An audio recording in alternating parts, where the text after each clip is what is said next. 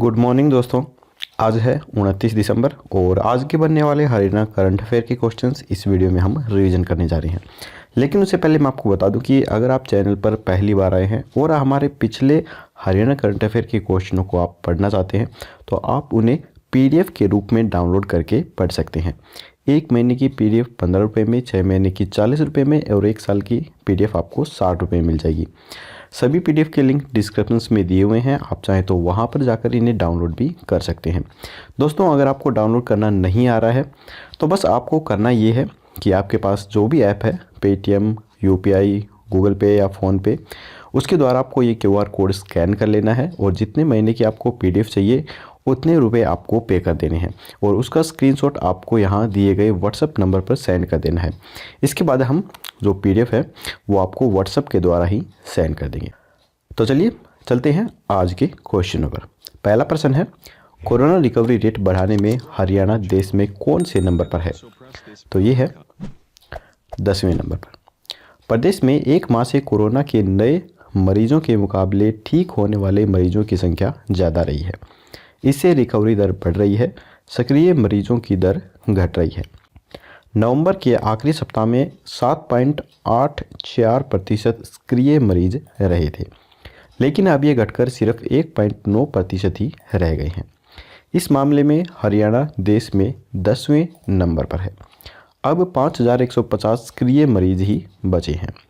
सबसे बेहतर स्थिति आंध्र प्रदेश की है, वहाँ सिर्फ 0.4% ही सक्रिय मरीज बचे हैं। हरियाणा में सबसे कम सक्रिय मरीज नूंह में 18 हैं और गुड़गांव में सबसे ज़्यादा 6,275 सक्रिय मरीज हैं। उधर राज्य में 24 घंटे में 376 नए कोरोना मरीज भी मिले हैं। 600 मरीज ठीक हुए हैं। अब तक कुल 2,61,167 मरीजों में से 2,53,145 ठीक हो चुके हैं। वीडियो पर आगे चलने से पहले दोस्तों मैं आपको बता दूं कि दिसंबर के महीने के टॉप 70 क्वेश्चन की जो वीडियो है वो आपको 31 दिसंबर को शाम 6 बजे मिल जाएगी। तो इसे रिवीजन करना आप बिल्कुल मत भूलिए, क्योंकि इसके अंदर मैंने सिर्फ मोस्ट इम्पॉर्टेंट 70 क्वेश्चनों को ही शामिल किया है। तो अगर आपने हमारी वीडियो मिस की हैं, आप PDF बाय नहीं कर सकते हैं, तो आप इस वीडियो को देख लीजिए, इसमें सभी इम्पोर्टेंट क्वेश्चन आपको मिल जाएंगे। तो चलिए इसके बाद देख लेते हैं क्वेश्चन नंबर 2। फरीदाबाद की किस कलाकार को हाल ही में अटल सम्मान से सम्मानित किया गया है? तो ये सम्मानित किया गया है आन को।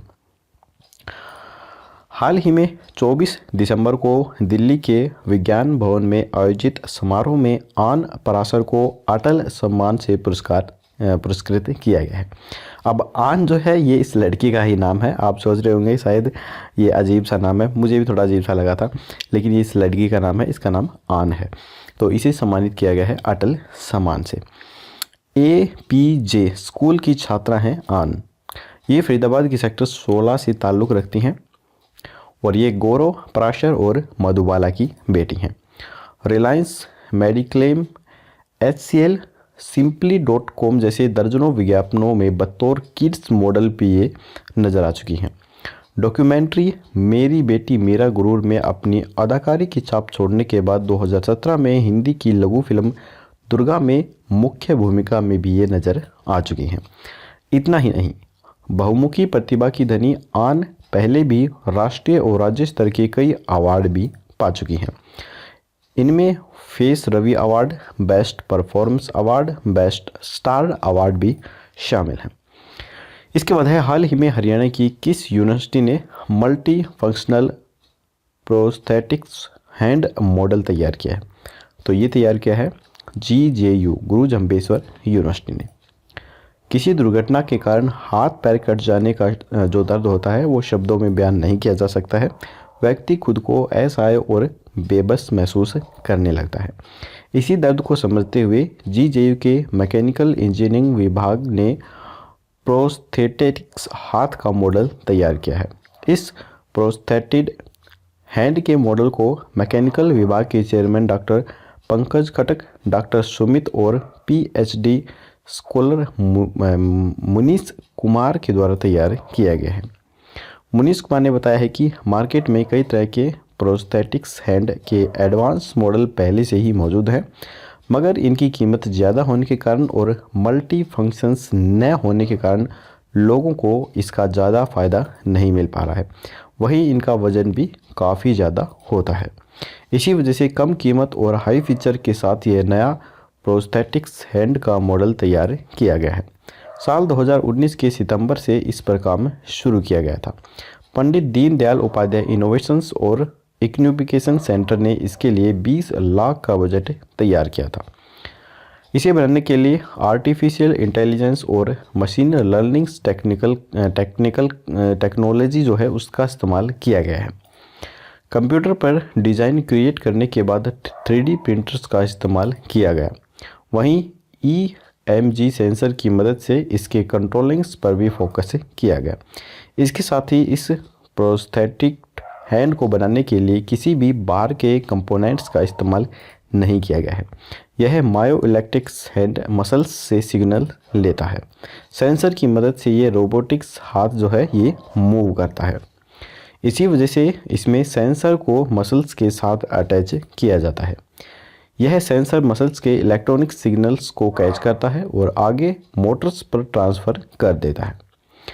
इसके बाद है हरियाणा के किस जिले के घुड़सवार खिलाड़ी जयवीर ने जूनियर नेशनल इक्वेस्ट्रियन चैंपियनशिप्स में 2 गोल्ड मेडल जीते हैं। तो ये जीते हैं करनाल के रहने वाले जयवीर ने। करनाल के 14 वर्षीय घुड़सवार खिलाड़ी जयवीर मक्कड़ ने दिल्ली में आयोजित जूनियर नेशनल इक्वेस्ट्रियन चैंपियनशिप्स में घुड़सवारी खेल प्रतियोगिता में 2 गोल्ड मेडल हासिल कर करनाल जिले का नाम पूरे भारत के अंदर रोशन किया है। इसमें एक व्यक्ति जंपिंग व एक बार टीम में रहकर गोल्ड जीता है। 21 दिसंबर को हुए पहले इवेंट में शो जिंपिंग ने डेमोक्रेटिक्स घोड़े पर 28.44 सेकंड में रिकॉर्ड बनाकर गोल्ड जीता, जबकि ग्रुप में 22 दिसंबर को जंप एक्यूमुलेटर्स में 32वें सेकंड में डेमोक्रेटिक्स का स्कोर 65 रहा। जंपिंग ने गोल्ड मेडल जीता। इसके बाद है हाल ही में किस यूनिवर्सिटी में बने शैक्षणिक ब्लॉक का नाम भारत के सुप्रसिद्ध गणितज्ञ श्रीनिवास रामानुज जी के नाम पर रखा गया है। तो ये रखा गया है CBLU यानी कि चौधरी बंसीलाल विश्वविद्यालय भिवानी में। नवनिर्मित शैक्षणिक ब्लॉक का नाम भारत के सुप्रसिद्ध गणितज्ञ श्री निवास रामानुज जी के नाम पर रखा गया है। वीडियो कॉन्फ्रेंसिंग के माध्यम से शैक्षणिक ब्लॉक का उद्घाटन किया गया। इस अवसर पर गुरु नानक देव जी के 550वें प्रकाशोत्सव पर विश्वविद्यालय के द्वारा प्रकाशित पुस्तक गुरु नानक देव काव्य और चिंतन धारा चौधरी बंसीलाल विश्वविद्यालय समग्र परिचय वार्षिक पत्रिका आरोहण और चरित्र निर्माण एवं व्यक्तिगत विकास पर तैयार पाठ्यक्रम का भी विमोचन किया गया। हरियाणा सरकार ने नागरिकों की मूलभूत आवश्यकताओं के लिए किसका लक्ष्य रखा है? तो ये लक्ष्य रखा है 5S। अब ये 5S क्या है ये भी मैं आपको बता देता हूँ। 5S का मतलब है सरकार ने कुछ मूलभूत आवश्यकताएं हैं जिन्हें 5S का नाम दिया है। तो ये जो 5S है ये हैं ऐसे शिक्षा, ऐसे स्वास्थ्य, ऐसे स्वावलंबन, ऐसे सुरक्षा और ऐसे स्वाभिमान। तो ये हैं 5S।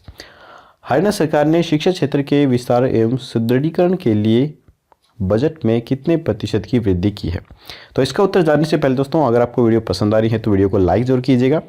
अगर चैनल पर पहली बार आए हैं तो चैनल को सब्सक्राइब करके घंटे पर ऑल नोटिफिकेशन जरूर क्लिक कीजिए ताकि हमारी आने वाली लेटेस्ट वीडियो हैं वो आपको मिल सके सबसे पहले। तो इसका आंसर है 15%। हरियाणा सरकार ने शिक्षा क्षेत्र के विस्तार एवं सुदृढ़ीकरण के लिए बजट में 15% की वृद्धि की है। मुख्यमंत्री मनोहर लाल ने कहा है कि नई शिक्षा नीति के तहत हम कुछ स्थानों पर KG to PG का प्रयोग करने वाले हैं ताकि बच्चों की जो पढ़ाई है वो निरंतर बनी रहे। इससे हमारे साधनों की भी बचत होती है। इसके बाद है हाल ही में हरियाणा सरकार ने बेटियों के लिए कितने किलोमीटर के दायरे में महाविद्यालय खोलने का निर्णय किया है? तो ये किया गया है 10 किलोमीटर के दायरे में। मुख्यमंत्री ने कहा है कि पहले लड़कियों के लिए 20 किलोमीटर के दायरे में एक कॉलेज बनाने की योजना बनाई गई थी जो कि अब 15 किलोमीटर है। जल्द ही इस सीमा को और भी कम करके 10 किलोमीटर किया जाएगा ताकि हमारी बेटियों को उच्च शिक्षा के लिए ज़्यादा दूर न जाना पड़े। इसके बाद है हाल ही में मुख्यमंत्री ने सूक्ष्म सिंचाई से किस योजना की घोषणा की है? तो ये की गई है हर खेत में पानी सिंचाई की घोषणा। मुख्यमंत्री ने सूक्ष्म सिंचाई से हर खेत में पानी योजना की घोषणा की है। इसके तहत किसानों को उनके खेत पर ही नहरी पानी आधारित और सीवरेज शोधन संयंत्र के द्वारा उपचारित पानी सूक्ष्म सिंचाई परियोजना के माध्यम से उपलब्ध होगा। इसकी शुरुआत 1 जनवरी 2021 से पायलट परियोजना के आधार पर होगी। 9 सीवरेज शोधन संयंत्र तथा महेंद्रगढ़, चरखीदारी, भिवानी और फतेहाबाद जिलों की नहरों को चयनित किया गया है। परियोजना के पहले चरण में लगभग 600 करोड़ रुपए की अनुमानित लागत आई। इसके बाद है हाल ही में कब से किसी भी तहसील से संपत्ति दस्तावेजों के पंजीकरण की सुविधा शुरू की जाएगी। तो ये की जाएगी 1 अप्रैल 2021 से। मनोहर लाल ने किसी भी तहसील में संपत्ति दस्तावेजों के पंजीकरण की सुविधा की भी शुरुआत की। यह 1 अप्रैल 2021 से शुरू होगी। इससे एक तहसील में अवस्थित संपत्ति का पंजीकरण जिले में स्थित किसी अन्य तहसील में भी किया जा सकेगा। तो यहाँ पर हमारे हरियाणा करंट अफेयर के क्वेश्चंस खत्म होते हैं। अब हम अपना रिवीजन टेस्ट भी लगा लेते हैं। तो पहला प्रश्न है, कोरोना रिकवरी रेट बढ़ाने में हरियाणा देश में कौन से नंबर पर है। तो ये है 10वें नंबर पर। फरीदाबाद की किस कलाकार को हाल ही में अटल सम्मान से सम्मानित किया गया है। तो ये किया गया है आन को। हाल ही में हरियाणा की किस यूनिवर्सिटी ने multi function prosthetics hand model तैयार किया है। तो ये किया है GJU क्रू जंबेश्वर यूनिवर्सिटी ने। हरियाणा के किस जिले के घुड़सवार खिलाड़ी जयवीर ने जूनियर नेशनल इंस्क्रिप्टेशन चैंपियनशिप में 2 गोल्ड मेडल जीते हैं। तो ये जीते हैं करनाल।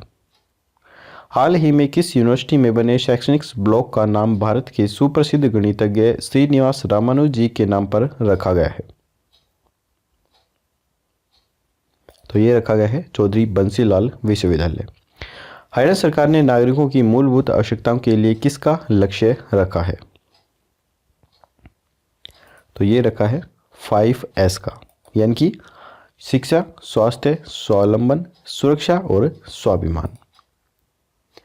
हरियाणा सरकार ने शिक्षा क्षेत्र के विस्तार एवं सुदृढ़ीकरण के लिए बजट में कितने प्रतिशत की वृद्धि की है। तो ये की है 15% की वृद्धि। हाल ही में हरियाणा सरकार ने बेटियों के लिए कितने किलोमीटर के दायरे में महाविद्यालय खोलने का निर्णय लिया है। तो ये लिया गया है 10 किलोमीटर तक के दायरे में। हाल ही में मुख्यमंत्री ने सूक्ष्म सिंचाई से किस योजना की घोषणा की है। तो ये की है हर खेत में पानी की घोषणा। हरियाणा में कब से किसी भी तहसील में संपत्ति दस्तावेजों के पंजीकरण की सुविधा शुरू की जाएगी। तो ये की जाएगी 1 अप्रैल सन 2021 से की जाएगी। तो यहाँ पर हमारा रिवीजन टेस्ट भी खत्म होता है। अब हम देख लेते हैं कल के प्रश्न का आंसर। कल हमने आपसे पूछा था कि हरियाणा लोक सेवा आयोग के नए अध्यक्ष के रूप में किसे नियुक्त किया गया है। तो इसका जो राइट आंसर है वो है आलोक वर्मा को। हरियाणा लोक सेवा आयोग के चेयरमैन पद से RK पचनंदा 22 अक्टूबर को रिटायर हुए हैं। अभी तक आलोक वर्मा मुख्यमंत्री कार्यालय में भी रहे थे और ADC टूर की जिम्मेदारी भी निभा रहे थे। तो इन्हें लोक सेवा आयोग के नए अध्यक्ष के रूप में जो नियुक्त है वो किया गया है। तो चलिए अब हम देख लेते हैं आज का प्रश्न। हरियाणा का पहला ऑल वेदर स्विमिंग पूल किस जिले में बन रहा है। तो यहाँ पर 4 ऑप्शन है, कुरुक्षेत्र, अंबाला, सोनीपत या पानीपत। आपको राइट ऑप्शन हमें कमेंट बॉक्स में बताना है। कल की वीडियो में आपको इसका जवाब मिल जाएगा। तो दोस्तों आज की वीडियो यहीं पर ख़त्म होती है। अगर आपको वीडियो पसंद आई हो तो लाइक जरूर कीजिएगा। चैनल पर नए हैं तो सब्सक्राइब करना बिल्कुल मत भूलिए। तो चलिए कल मिलेंगे ऐसी ही कोई नई वीडियो के साथ। तब तक के लिए जय हिंद, जय भारत।